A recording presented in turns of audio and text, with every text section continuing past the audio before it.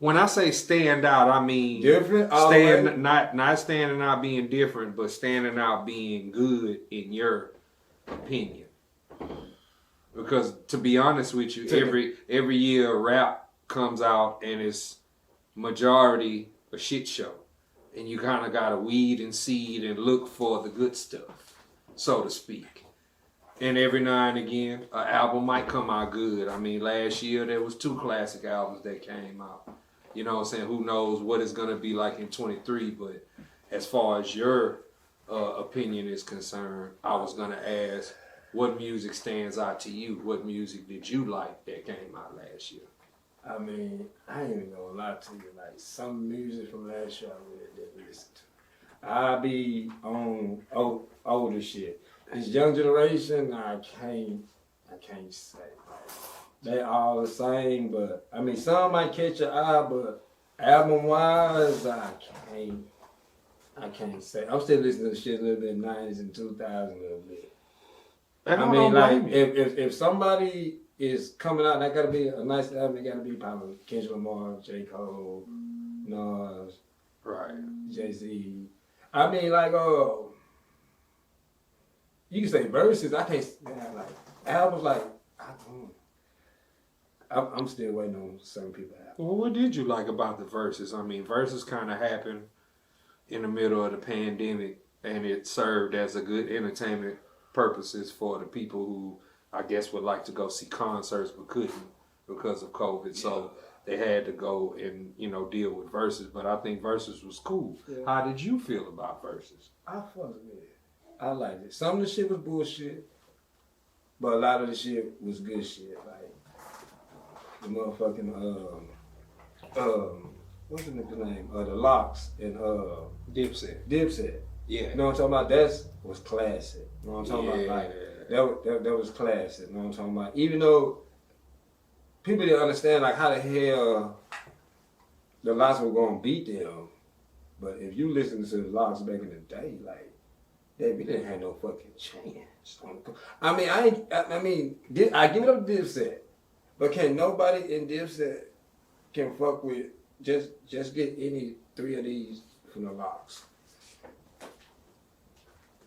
As far as that particular versus is concerned, I'm gonna say this: I don't know who picked Dipset playlist, because usually, if it's the artist going on the verses, they pick their own playlist. The Locks knew how to pick their they picked. Look at their playlist. Their playlist was joints off their album, features, mixtape material. You know what I'm saying? So they kind of had a full spectrum of their career encapsulated into their playlist.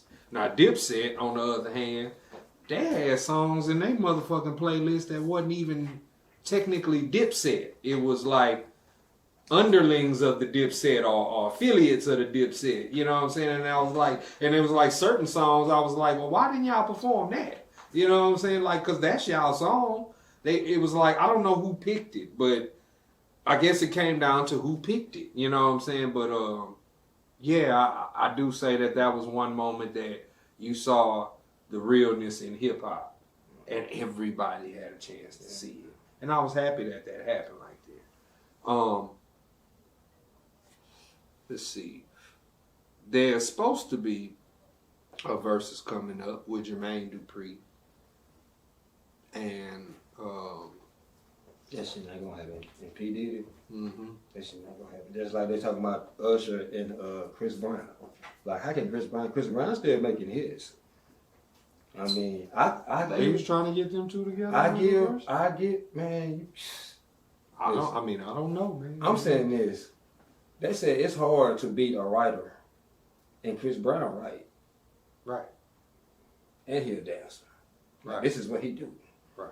Like, ain't nobody right. I mean, I'm just saying, like, Usher got some good classic ass music, but he ain't still making hits. This nigga still writing hits. Right. Even if you like it or not. Right. From R&B, pop, into bullshit and mama whatever. But he still making, man. I agree. I mean, he's very consistent. Chris Brown is very consistent. He's been putting out 45-song albums, and shit like that, and I look at that shit, I'll be like, And for damn. people who don't know what assists mean, this means 365. This man, how long you been in the game? He's been in the game since 2005. 2005. And he consistently coming out of music. Consistently coming out. Consistently. Well, what are you looking forward to in 2023? I mean, it's about to be the most anticipated. They about to do the list of the most anticipated rap albums of the year, and what people can look forward to this. I don't know because I haven't seen it yet. Who's on that list? I hope that it would be some noteworthy artists on that list, but it's not. But it's probably not.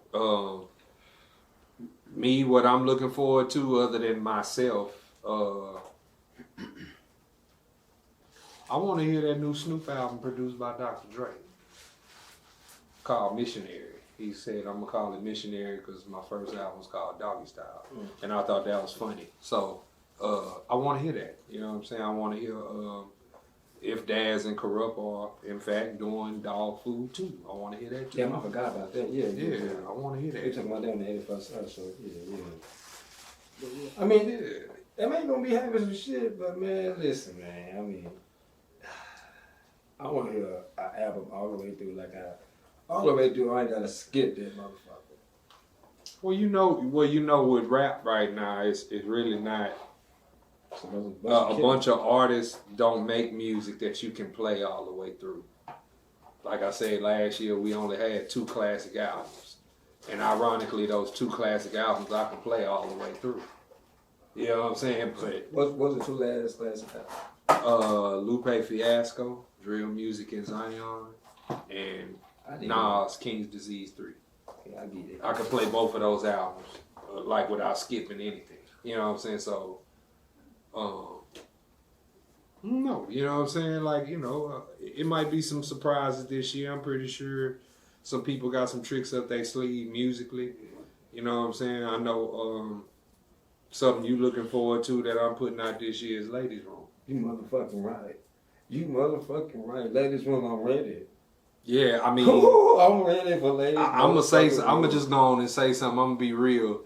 There's no other bigger advocate that I know for Ladies Room than this person here because he will call my phone and say, hey, facts. When is Ladies Room coming out? Because I need it. Facts. And I'll be like, why? And, he'll tell me why, and then I'll probably bust out laughing. But it's I'm going to say this, man. Hold on, can I say this right quick? Okay. A lot of women, y'all sleeping, but a lot of y'all women in Pret Orchard, South Park, Avenue, Magnolia, The North Side, shit, no, the West, listen, all that, because it appeals to everybody. Man, Ladies Room, man, everybody. Ladies Room is like a classic R&B song with just rapping. I mean, man, it's just, man, listen. I've been waiting on this for like 3 or 4 years. I've been still hitting victims with the old one. So I can't wait for this new one. Well, Ladies Room is classic. They sleep. It's essentially it's music for the mood. And I had to be in the mood to make it. And, back when years ago, I want to say about 4 or 5 years ago, I wasn't in the headspace to make a ladies' room. You know what I'm saying? So I had to be allowed to be calm and, be, I guess, accentuated into the mood that would produce the ladies' room material. And that's what happened. You know what I'm saying? But you ain't gotta wait no more, brother. You know what I'm saying? Yeah, that's what I'm glad you're here, and I'm glad I could tell you this firsthand. You don't have to wait no more. I know. The wait is over. Breademic comes out February 10th. Breademic February 10th, so everybody that knows that. But after that, we are going exclusively into the ladies' room. You know what I'm saying? Ladies' Room, the album. You know what I'm saying? I'm very proud of it. It's a great project. I can't wait to hear what you think about it. You know what I'm saying? When you I know it's special because he said the album. This was a mixtape. I had the hard copy. Yeah. No, I'm talking The about mixtape's still good, but that you know, we had to step our game up. Well, I had to step my game up. You know, I wanted to do. I actually did a mixtape called Ladies Room 3, but that didn't materialize. I still had the songs, but it just didn't materialize. And I said, you know, I kind of had to go back to the basics, start at square one, and build it. You know what I'm saying? And I'm glad what I came out with, man. Only thing about it, man, the only thing about this Ladies Room album, there's one person who participated on the project who is no longer with us. And it just hurt my heart that I won't be able to play it for her because she's no longer here. You know what I'm saying? That's the only, you know, dark part about it. But other than that, man, it's a great project. I think every woman from every walk of life can appreciate it. And also at the same time, men can appreciate it as well, because I understand that there are some dudes who don't have the gift of gab, or they don't have the conversation. They might have the words, but for some reason it can't come out their mouth. But they can take this record and it could say everything that they're trying to say to their significant other. You know what I'm saying? And so that makes it appealing to both men and women. And I can't wait till the world see that. But now, back to the matter at hand. You know what I'm talking about? So what do you think about Kendrick Lamar being nominated 8 times at the upcoming Grammys this year? I know hip hop, we really don't give a fuck about the Grammys, but he is nominated more times than any other male artist at this year's upcoming event. What do you think about that? Shit, dope, legendary. Shit, classic. Shit, that's Kendrick. He should probably win all 8. I feel like he's gonna win at least 4. He might win all 8. The album was it was something that you had to listen to twice to catch it. You know what I'm saying? Like, for instance, when To Pimp a Butterfly came out, I had to listen to that album twice to understand it. It don't happen too many times in hip hop where I have to listen to an album more than once to get it. Yeah. You know what I'm saying? The only other time that probably has happened was when I was listening to The Love Below. Mm-hmm. And the first time I listened to The Love Below, I did not get it. So that's what made me go listen to it again. And when I listened to it the second time, I caught what it was he was doing. And I said, oh. You know what I'm saying? Like, it made me say, damn. You know what I'm saying? Because here it is, arguably, the greatest duo in hip-hop history.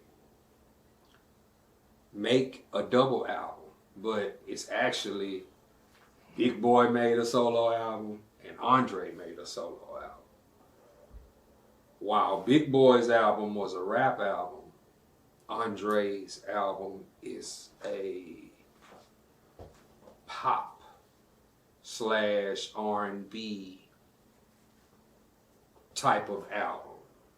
Not saying that it's not good, but just categorizing it in the category that it should fall under, because The Love Below is not a rap album. Mm-hmm. That's not to say that it's not good.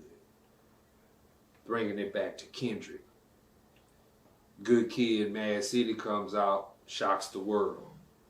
To Pimp a Butterfly sounds like the complete and total opposite when you listen to Good Kid, Mad City. Then you listen to Pimp a Butterfly. There's 2 totally different planes. You know what I'm saying? So I had to catch it.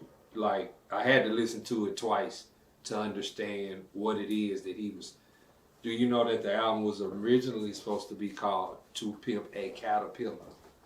The title in that is Tupac, which is why he had the interview with the voice of Tupac Shakur at the end of that album.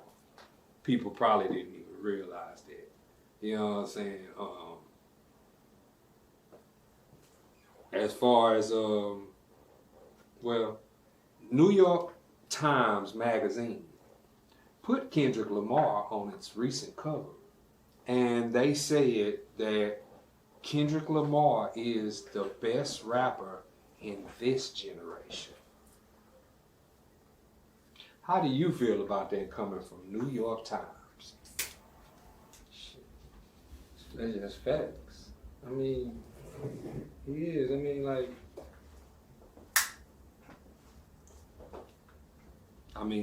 I give him that title. Cause he is. Now I agree, and there's no disagreement from me on that notion. But me knowing hip hop and knowing how certain people think, there's bound to be somebody in New York City, whether it's an artist, a DJ, on-air personality, somebody who has a podcast, who's gonna be irritated by the fact that New York Times magazine said that a rapper from California was the best rapper in this generation. That's just the territorialness of certain people and their mindset about hip hop. You know what I'm saying? I know it's somebody that's gonna be mad about that. Somebody gonna say no. But the question is, because you can't take nothing away from somebody on a statue of a Nas, but outside of that, outside of him and Jay and Jadakiss,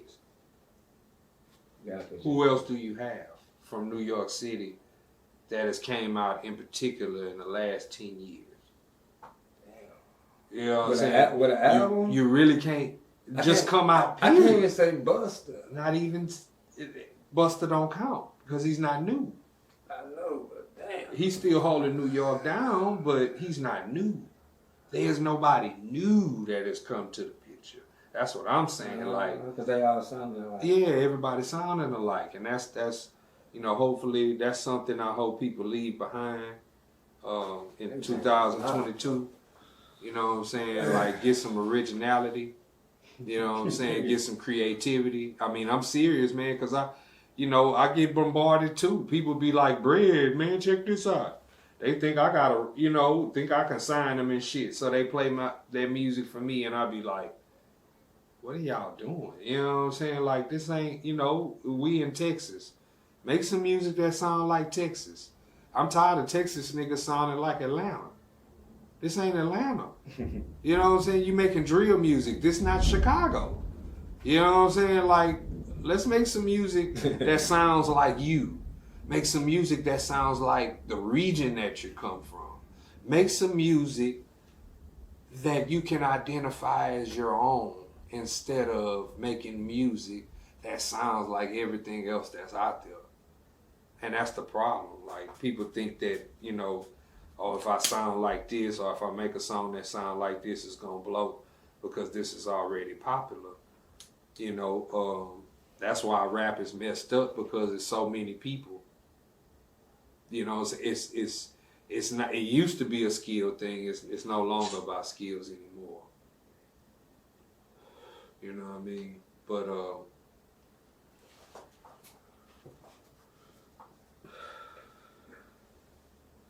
I want to ask you about the D. You know what I'm saying? Because it's been a minute since I've been in the D. You know what I'm saying? Last time I went to Dallas, I didn't want to leave. I didn't want to go home. You know what I'm saying? I actually went out there for a show. Ended up doing 2 shows. Enjoyed myself.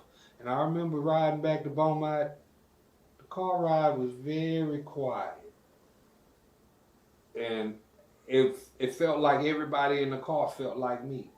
They didn't want to go back to Beaumont. They wanted to stay in Dallas. You know what I'm saying? And that's just how much fun we had. We was chilling.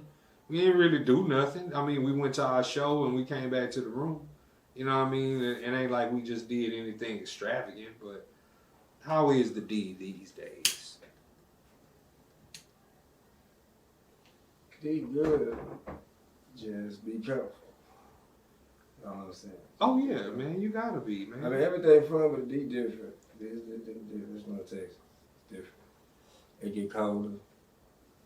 Oh yeah. I mean, you see different shit. Would you recommend anybody who comes to visit Dallas that they have to buy their jacket in Dallas when they come? Because it get that cold. I'm just telling you because I almost died in the cold in Dallas smoking a cigarette. No bullshit. You know what I'm saying? And I've thought to myself like maybe I need to go get a jacket from Dallas for the protection of Dallas weather. You know what I'm saying? Because it's a motherfucker. You know what I'm saying? So, but like you were saying about Dallas. Dallas is good. That's how we wanted to be. But Dallas is like how Beaumont is to him. Right. I'm tired of Dallas. You tired of Dallas? I'm tired of Dallas. I'm trying to go somewhere else. I'm tired of Dallas. Well, you're originally from there, so you know what might be fun to me is old news to you. You know what I'm saying? Everything different. The music different. The haircut's different. The cars different. Everything different. Yeah. Everything not the same. It might look the same, but it's not the same. It's different. I mean, it's a lit city. So let's be careful. That shit, even in Beaumont, shit. Even when I was in Beaumont, shit, being careful. I mean, it's lit. Beaumont to me was the shit. It's still lit. I love Beaumont. I tell everybody where I go, I don't give a fuck. Bitch, I been to Beaumont, nigga, Peayside, nigga, the Bricks, nigga, Square Business, nigga. You only gonna see a nigga on that Peayside, nigga. I got niggas on the knob, I fuck with the niggas on the knob, but that Peayside, nigga, said, hey, Orchard, nigga, hey. Well, It's so about that, nigga. well, you know how it is, man. I mean, what more can I say, man? I wouldn't be here today if the Pal Archie didn't pave the way. You know what I'm saying? Before we get up out of here, man, do you have anything that you would like to say to the people, to anybody? That'll be good. Do right by people, man. Stop fucking people, man. Stop selling perks. You know what I'm talking about? Stop popping them, because that shit dangerous. Stop selling them hoes, stop popping them hoes, nigga. You know what I mean? Keep your feet 10 toes, nigga. You know what I'm talking about? Live your life, nigga. Stop crashing out, nigga, on stupid shit, nigga. Live your life, nigga. Cause niggas out here dying every day. Young niggas, old niggas, scrub business. Niggas losing more young niggas than old niggas. You know what I'm talking about? Like, scrub business out of overdose or we killing them niggas. Like, it get to the point like, now this shit getting ridiculous. Like, kids getting involved with this shit. So, man, y'all be careful, man. Don't fuck over nobody. I don't give a fuck if they fuck over them. Oh, they fuck over you. Shit, man, go out. Take care of that, man. Some shit you gotta walk away from. Word. Square business, man. Shit, you got family, you got kids, shit, hey. And don't be a rat, man. Niggas don't like rats, man. Stop telling. A lot of niggas be telling. Rappers, regular niggas in suits. Stop talking. Shut up. Niggas talking too much. Word. Oh my God, they be talking too much. On behalf of my nigga Lelo and the good people at One Man Records, I am Cornbread Capone. This is Unpopular Honesty, the home of brutal honesty and real hip hop music. Until next time, everybody, peace and love, because that's what the world needs. Peace and love. You know what I'm saying?